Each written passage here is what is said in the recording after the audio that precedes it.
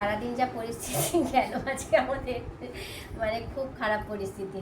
এই গরমের মধ্যে একে তো বাইরে বেরোতে ইচ্ছা করছে না, তার মধ্যে মানে পুরো আজকে সকালটা পুরো বাইরে রোদে রোদে কেটে তারপরে তো দুপুরে আসলাম 3টের সময়, তখন খেলাম। তোমাদের আগের ভিডিওতে বলেছি যে আজকে খেতে অনেক দেরি হয়ে গেছে, 3টের সময় খেয়েছি।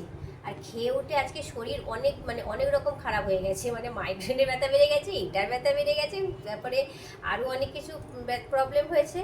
তা যাই হোক একটু শুয়েছিলাম, তারপরে সন্ধেবেলা মাইগ্রেনের ওষুধ খেয়ে তারপরে একটু বসেছিলাম। আর রাত্রে আজকে এই যে মুড়ি চানাচুর পেঁয়াজ দিয়ে মেখে নিয়েছি তেল দিয়ে, আর সঙ্গে রয়েছে চিকেন পাকোড়া।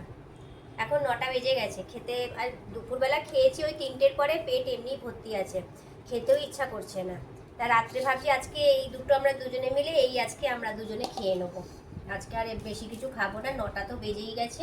এগুলোই আজকে আমাদের রাত্রের সন্ধ্যের টিফিন, রাতের ডিনার দুটো একসঙ্গেই হয়ে যাবে, কেননা পরের দিন সকালে আবার অনেক কাজ আছে। ওই জন্য আজকে ভাবছি একটু শরীরটাকে রেস্ট দেবো। এখন খেয়ে উঠেও অনেক রকমের ওষুধ খেতে হয়, এবার তুমিও ওইটা করে নেবে, বুঝেছো? খেয়ে উঠে ওর আমার দাঁতের ওইটার জন্য ওরও একটু দাঁতে প্রবলেম হচ্ছে, তা আমি বললাম আমাকে যে জেলটা দিয়েছে এই জেলটা খুব ভালো।